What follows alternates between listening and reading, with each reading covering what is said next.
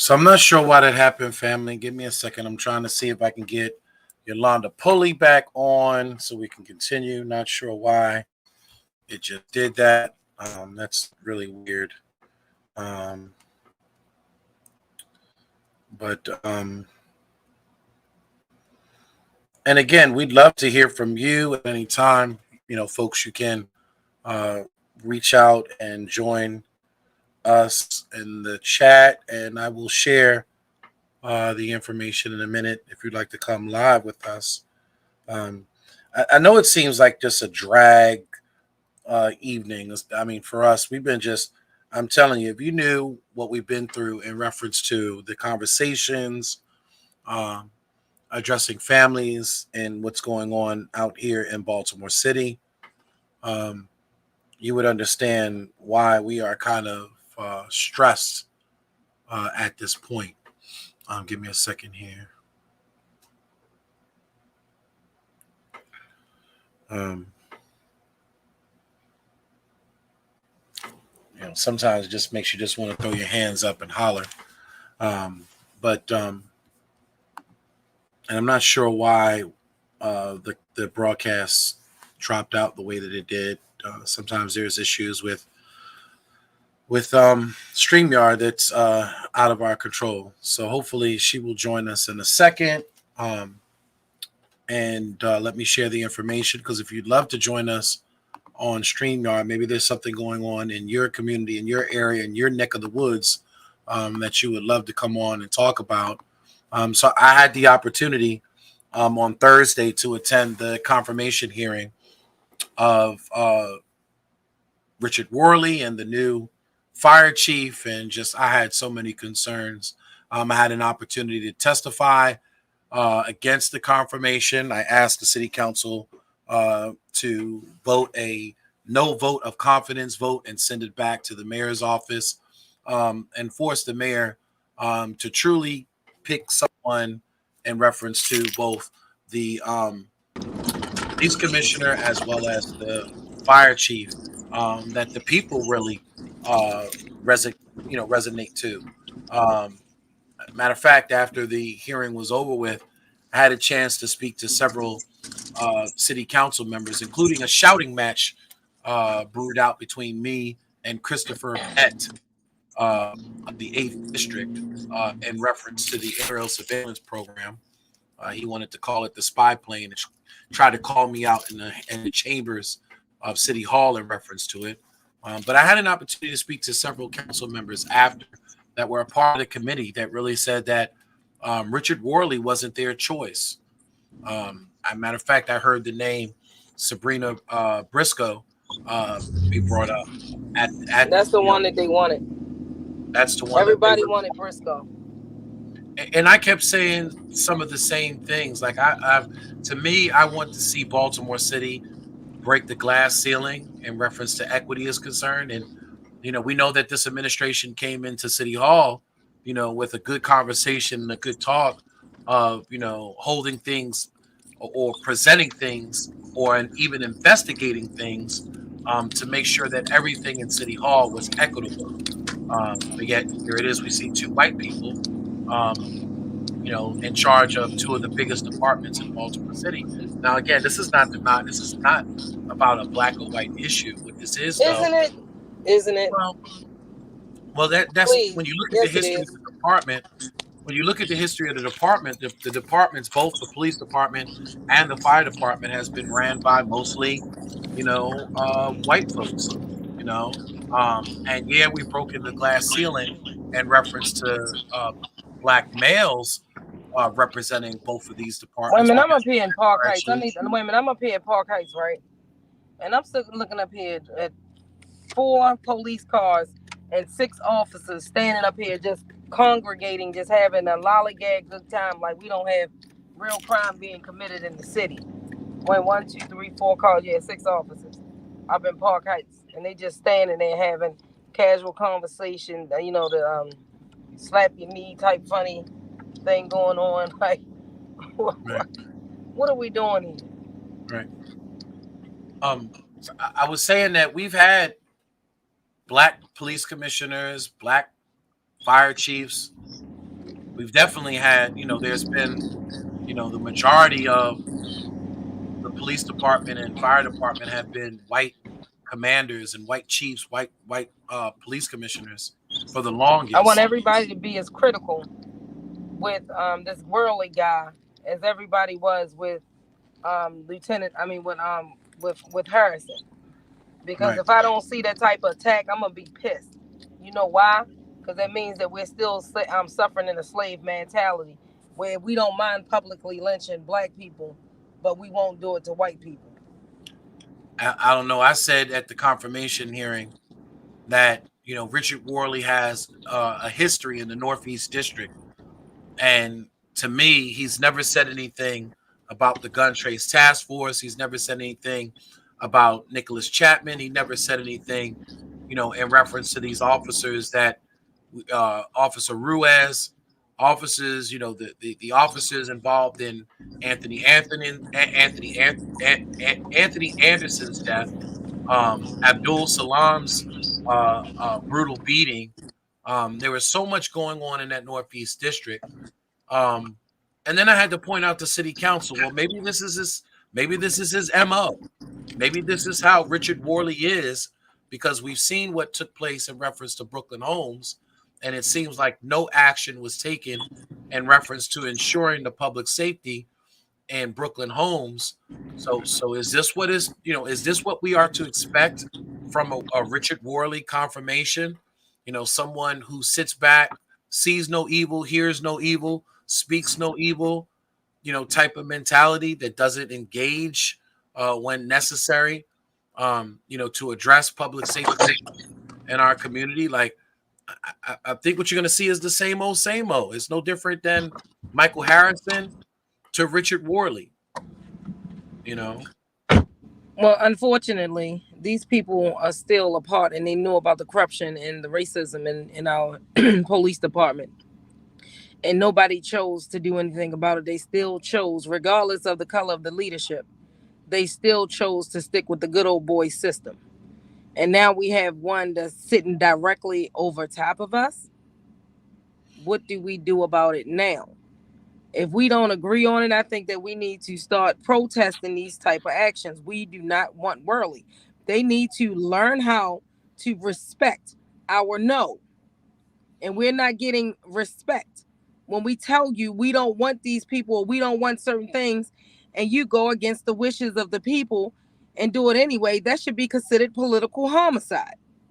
That should be death to your seat. There's a lot of people that I spoke to afterwards that said, why didn't the mayor present a plethora of candidates, a field of candidates to be questioned by the community and community groups, and for them to then respond back to the mayor's office and say, this is what we wanted. This sounds like a great candidate. He answered our questions. This sounds like a great person that the First of all, community he could have wants wait a to minute. use. First of all, he could have, what any mayor could have done was did a survey on the candidates that he was actually looking at, and asked people to vote on who they would like to see as I police don't think there was commissioners. anybody else but Worley. Again, we heard it from Commissioner Michael Harrison that he was basically hand selected and put through the best, policing courses and constitutional policing. So basically, he's seen it coming. And see, that's another thing. That's another thing that I don't agree with. Right. Before the confirmation, they had already decided on who they wanted, because why would they make this man uproot his life from where he was living at to make him live in Baltimore City? Is he required to even live in Baltimore City anymore? Did they change something? Because no one said that he ever moved in the city. So these are like turmoil, irrational decision making when it comes down to our elected officials. Like, they need to do their job and listen to the people, and not the ones that's pulling the purse strings.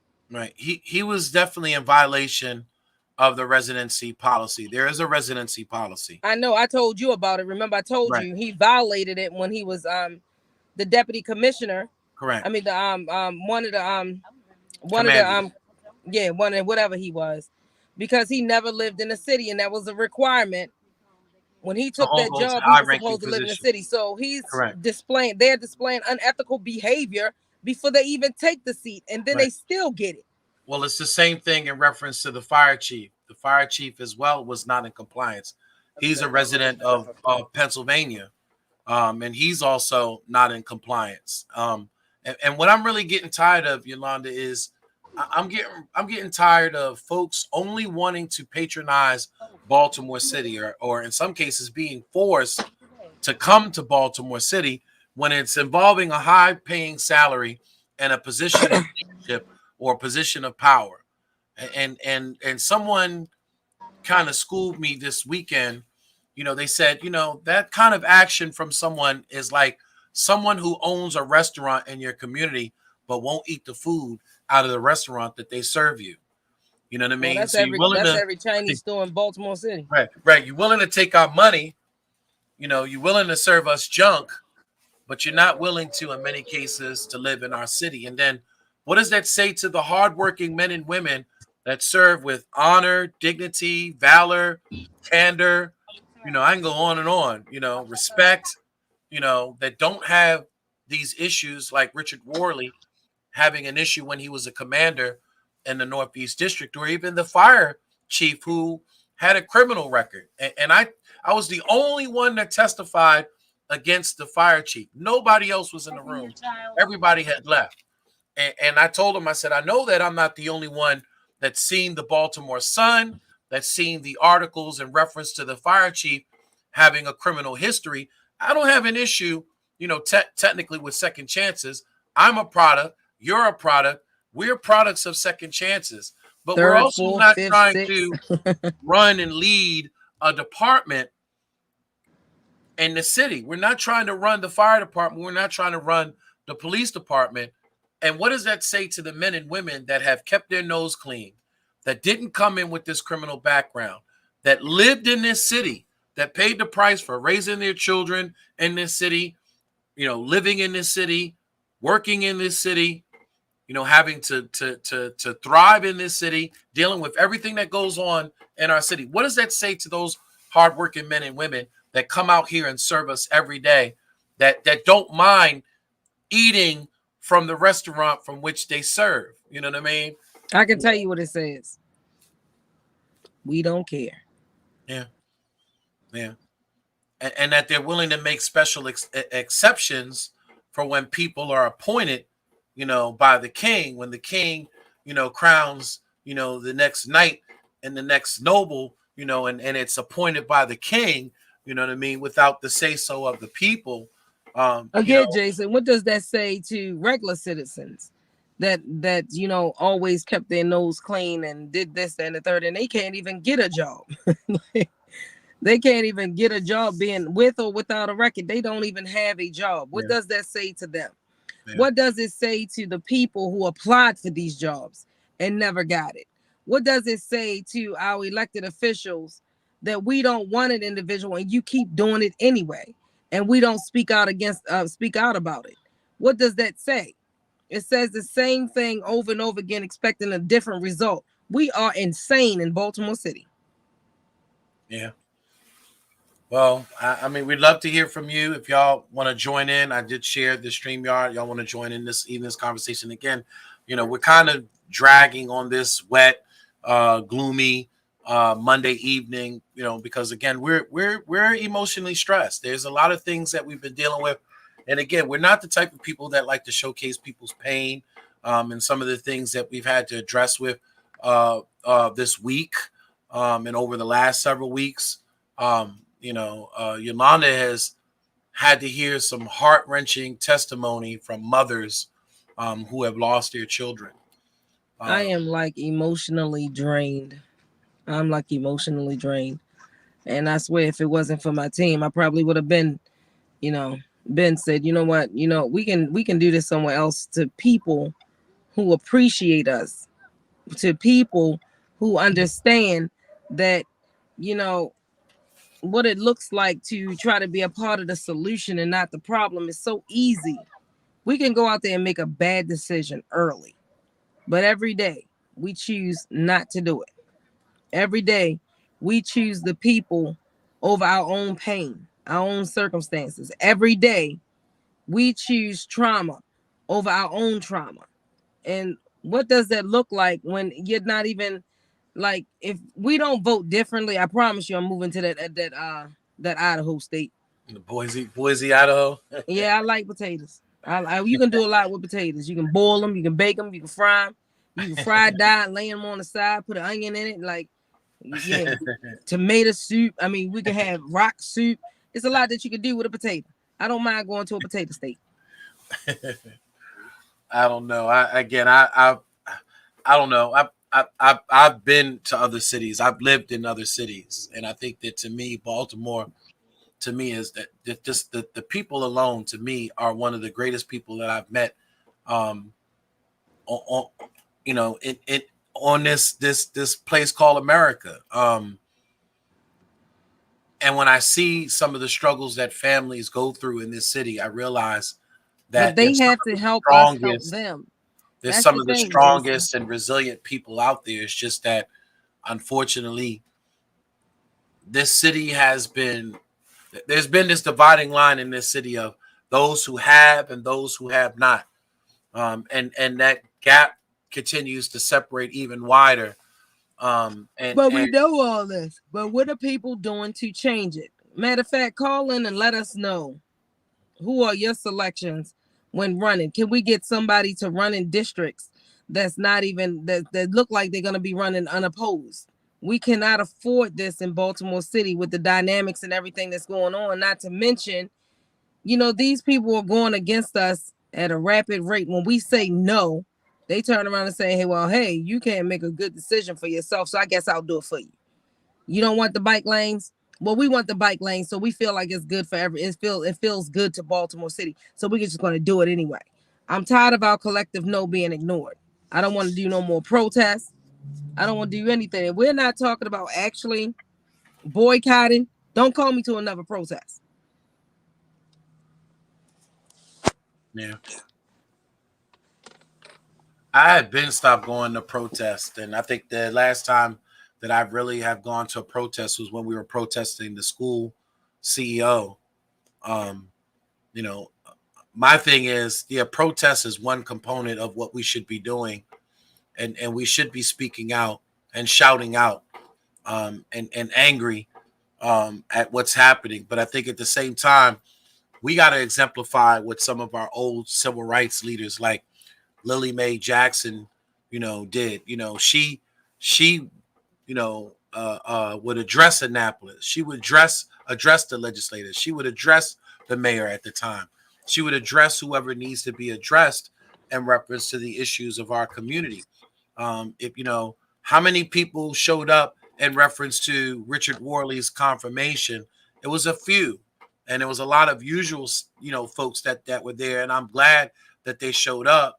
Of course, Tawanda Jones, who's always been standing out and speaking out in reference to her brother's death and cell blocks for crooked cops. But Jason, the whole Baltimore City, knowing that the record that this man has and the stuff that he done sat back and watched, it's no way on God's green earth that every black community should not have been down at that hearing. I don't care if you could not fit in City Hall. You should have stood outside and said, we do not accept this. You should have did something. Our silence is consent. And now you're going to come to us complaining about all these, racist things that's going to potentially happen in our city, and you're going to want us to fix it when you allowed it to happen in the beginning. We should not be doing reactive. We should be doing proactive. This should be all this can be prevented if people learn how to open their mouth. Whose feelings are you hurting? These people are not your friends. But in some cases they are. They are. It's not. Sometimes it's not even about. Sometimes it's not even about their friends. Sometimes it's about their lifestyle. I mean, we know there's too many folks that unfortunately their lifestyles are dependent on this current administration. Yeah, but everybody, I'm talking about the people in the projects. I'm talking about communities where this is affected first. Their livelihood is at stake. They could be evicted. They could be evicted. We know what police brutality looks like. We know what police disparaging look like. We know what it all looks like. It's no way that any black person should have been home during that confirmation. It's no way that they should not have wrote letters, called their The council council members. person. Right. It's no way that Right. this should have been silent and this man got in. Yeah. Yeah. Especially when he made the comment. So, they had asked him, and I believe it was Tawanda Jones that had asked him at one of the confirmation meetings. So they brought him around and courted him around the community, for a town hall conversation with him. So they presented him to the community. And in one of the particular hearings or one of the particular meetings, they had asked him in reference to, him acknowledging whether or not he knew what was going on in the Northeast District. And Richard Worley turned around and said, well, and I'm paraphrasing, but he was like, well, it's impractical to think that you would know what's happening with 140 officers in the Northeast District, and bad cops don't act bad in front of good cops. And I'm like, what? Like, how could you not know what's going on? And again, I was part of an organization called Cop Watch, Baltimore chapter of Cop Watch, that I started in Baltimore to try to hold the police accountable. Shorty and Pam and a girl by the name of Bonnie and all them, they were with an organization called Cop Block. And it was a whole bunch of us that were assembling around the whole Tyrone West, the Abdullah Salam, the Anthony Anderson death. And we were reporting this stuff back to the Northeast District, to the commander. Well, Jason, unfortunately, her comeback should have been, these were high profile cases. Yeah. It's no way that you couldn't have known unless Right. you just didn't care. That is Right. that is insane for somebody to say, well, it's I can't do this, that, and the third. When police brutality situation happen, it's plastered all over the news. It's running through every police district. So that is literally BS for him to sit up there and say that he didn't know what was going on when the case just is still not even over, because she's still out there protesting every Wednesday on West Wednesday. So I have low tolerance for the sugar honey iced tea and the BS in Baltimore City. That's why I said people have to do different. People have to do different. Yeah, I think like you said, it's a, and I said it was a bunch of BS for him to say that, because again, with the sheer amount of complaints that were coming into the Northeast District, and we've had conversations with Matthew Horace, who wrote the book The Black and Blue, who talked about the thin blue line, the thin blue police line, and a lot of times that that thin blue line prevents officers, good officers, from crossing that line and coming out and speaking out and becoming whistleblowers. So I think that, and I said this at the confirmation hearing, that I really feel that Richard Worley was protecting the thin blue line. That they he was always protecting do. these officers, he was protecting the department, he was protecting his peers. Did Mike Mancuso speak out against them yet? But see, that's the union, and I believe that the union is not necessarily in favor of him. But see, here's why I think that they're not in favor of a Richard Worley. And somebody had to point this out to me at the confirmation hearing. We were talking afterwards, and they said, well, this is really all about that group violence reduction strategy, and that the reason why you see somebody like a Richard Worley coming in is really and truly because they want to neuter down, they want to wash down police commissioner. They don't want a police commissioner that's going to come out and be aggressive. They want really and truly to defund the police and really rely more on they made sure they got rid of him early, D'Souza. What? They had one and they chose to get rid of him early. What's his name? Daryl D'Souza. Yep. See, even Daryl D'Souza, and I brought this up at his confirmation hearing. I was there for his confirmation hearing as well. That's another one who was the shift commander in the Northeast District. And I had questions. What did he know? What didn't he know?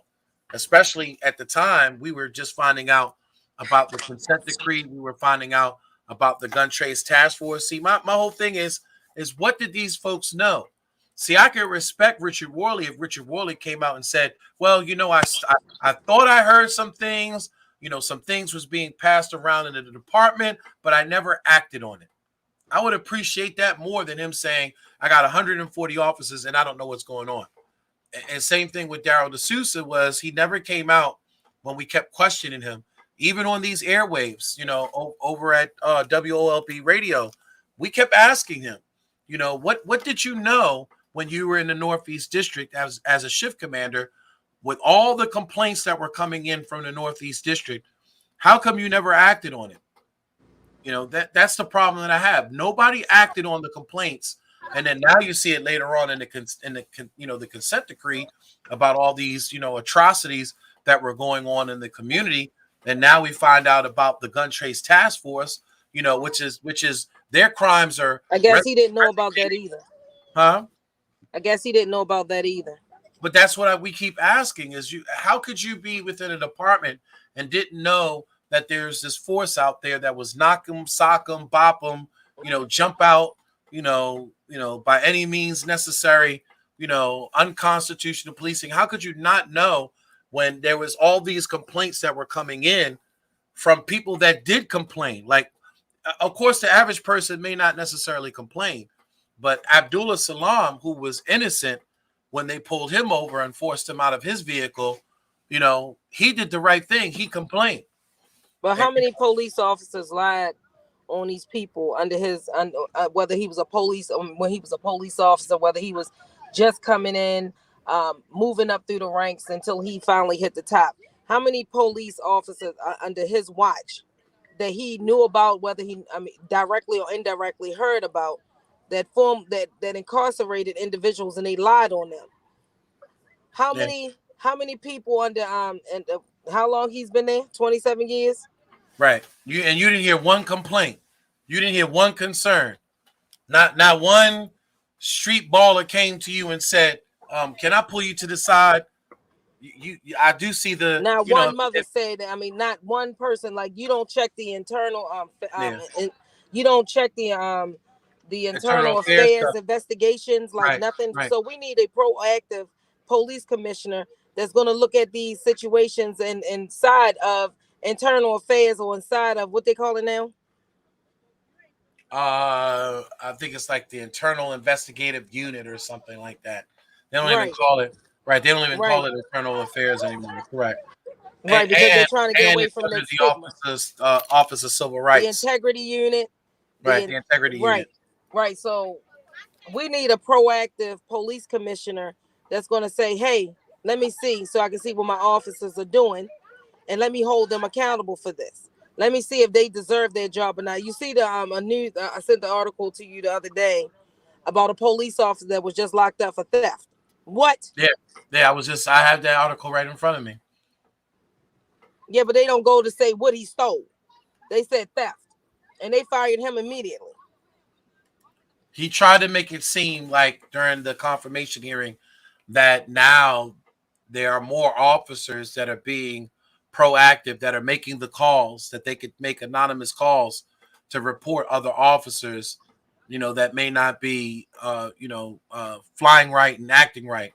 I don't know how much of that is true, but he said that is truly changing the dynamics of the police department. He got to fire the whole force, don't you think? I don't know. Not every officer is a bad officer, but again, bad officers, like apples, will spoil the bunch, and that's the thing. That's why, we have so many issues in reference to Richard Worley. What did you know? Being around rotten apples. You mean to tell me none of that rottenness touched you, and you didn't have no clue and no knowledge of what was going on in reference to the corruption going on, and that a lot of it perpetuated out of the Northeast, and I don't know. I just think that we're what was the rush of hiring Richard Worley? What was the rush of? But we still don't know if he have residency in the city. He doesn't. I said that he still hadn't made residency.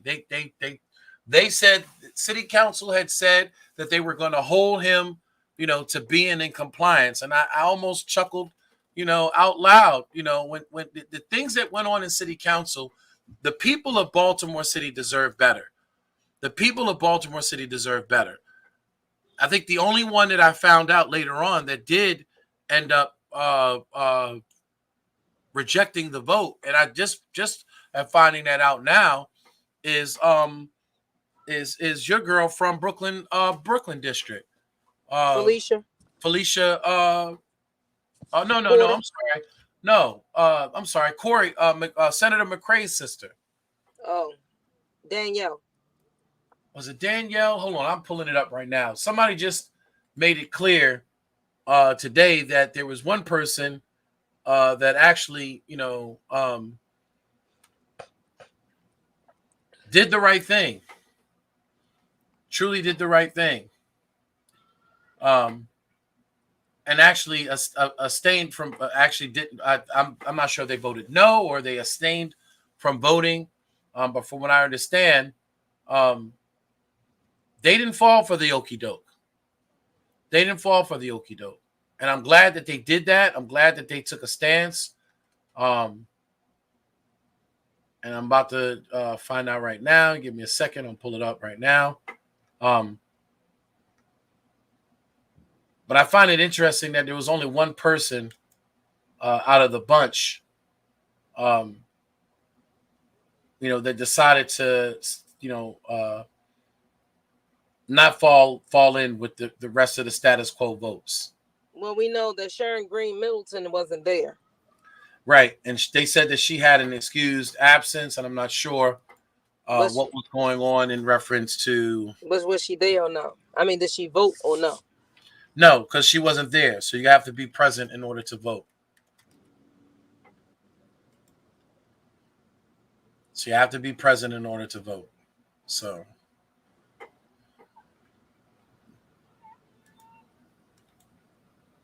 Well, like I said, people need not only pay attention to what people want to say during this political season, they need to pay attention to what they're not saying, what they're not addressing. What are they silent about? And I don't feel like anybody in City Hall right now deserves that seat. Because your job is to work for the people. Your job is to take the issues that the community have, you take it back, and you voice your concerns from that through the through legislation. We're not seeing anything that they're doing. Matter of fact, my Citizen app just went off, and it was a teenager just shot out Brooklyn. Wow. And there's been a lot of shootings recently out in Brooklyn, so it seems like we're still having issues out in the Brooklyn community. What's his name that sells the coffins? Kenji Scott. That's who actually made it a point. Let me see if I can find this post. Because he was, basically talking about everyone. So it was Felicia Porter. So, and it said that she did not vote on the committee to approve and confirm of Richard Worley. Communities have been calling Kenji and told me that she didn't. You go, girl.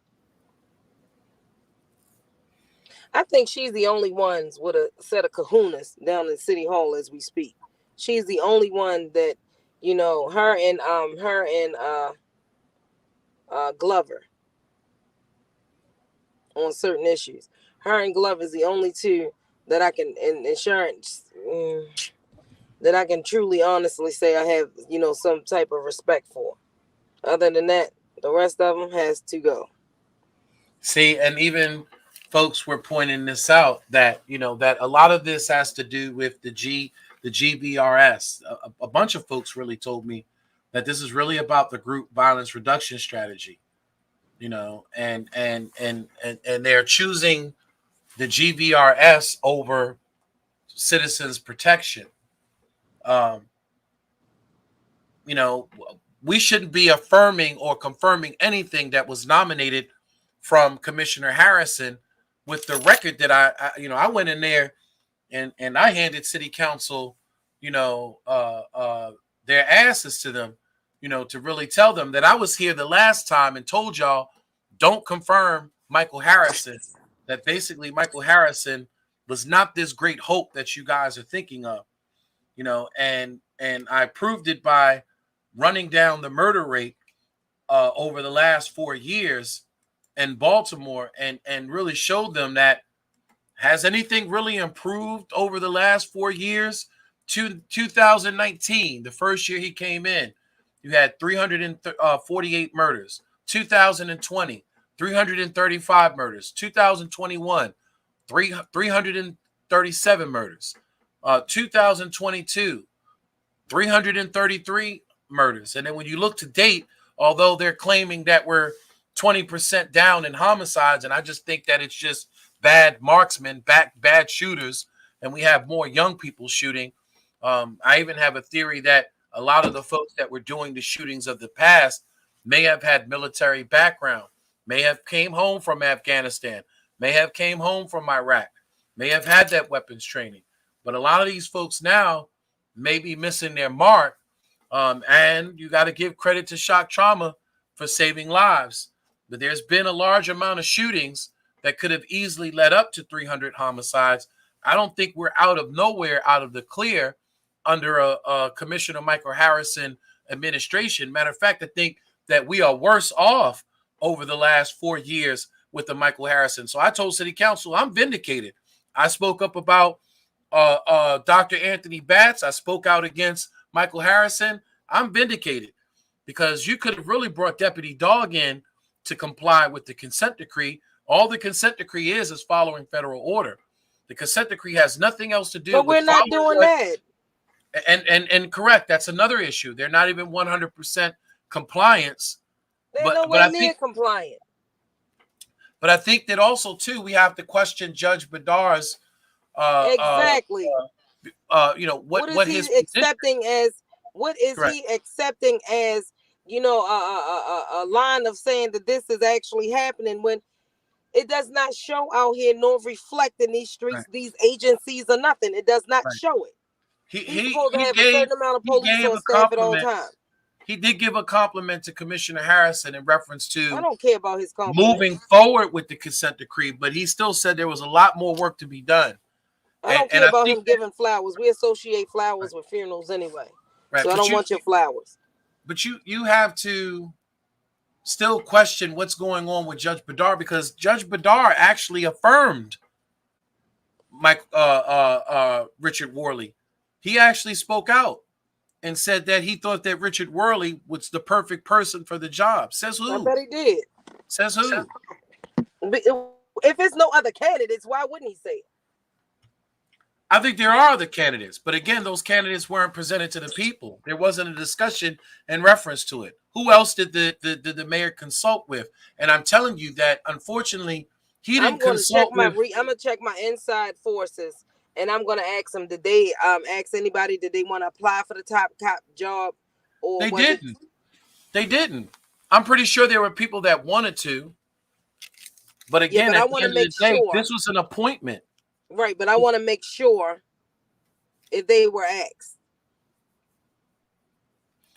This was an appointment by somebody that was involved in an organization, a policing organization. We know that Michael Harrison was involved with PERF. It's the meddling of these organizations coming in to our city. I still say that, unfortunately, Michael Harrison was neutered. I know he was neutered because when we told him several times to speak out about the aerial surveillance program, you say one thing on the Cisco meetings, you come to the analyst center and you give them all kinds of praises in reference to the aerial surveillance program, but then you go back behind closed doors and you work to demise and shoot down the program. When you out in public, you won't speak out about it. And when I asked him about it, he said, well, because I got a boss and my boss is right here and I got to listen to what my boss says. Well, to me, then you're neutered. If you can't speak out for something that is for the good of the community and you see the benefits of it for the community, but you're too busy being handled by those involved with the GVRS. And I had somebody pull me up at the council hearing that told me that. Said, Jason, this is all about the GVRS. This has nothing to do with public safety. They're not going to hire a police at the end commissioner. of the day, you know, we can talk about defunding the police. We can talk about progressive movements and all this. But at the end of the day, who's one, protecting communities? Two, if everybody in the police department decide, you know what, I had enough, I'm going to leave. And everybody walked out that door one time. That's what's happening now. What's going to happen? What do they have set in place when every police officer leave? That's we what's know they happening can't now. protest. We know that they can't protest. We know that they can't what you call it? They can't go on strike. We know they can't do any of this. So what if they all say, you know what? I'm going to take my 25 years and I'm going to bow out right now and walk completely out of that door and leave all those cadets right there. What are we going to do? That's the whole thing. They talked about it at the confirmation hearing. Recruitment is terrible right now. Recruitment is terrible. Who wants to be a police officer under these conditions? Correct. You cannot tie the police hands. And we're talking about the constitutional rights of not only police officers that's being violated. Everybody's constitutional rights are being violated at this point.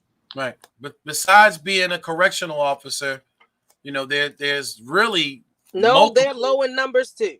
No, I know they're knowing. That's what I'm saying. Besides correction, which we know there's issues inside there are other agencies that you can go to besides the police department and the corrections department, you know, that are cushy, you know, that you don't have to worry. You go work for Homeland Security and go watch some power plants and some power transmission lines, and you know, you can go work for transit and, you know, transit police, juvenile justice. Like everybody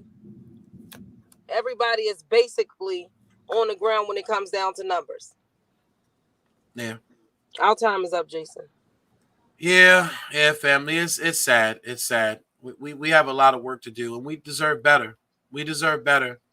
And this election season is going to be so important. We got to stand up. We got to start voting these people out, and we got to start putting people in place that speak for the people. I say we got to make it make SENSE and not CENTS. Yep. You're right. Until next time, family, go out there and do something special for someone other than your selfish self. Sacrifice a little bit of your time to the community if you can. All right. And Yolanda, I will speak to you later. Until next week, family, same time. We will try to be here next week. And hopefully we can bring a guest or two on to talk about some of the issues going on in our city. But until next week, family, be blessed, be safe.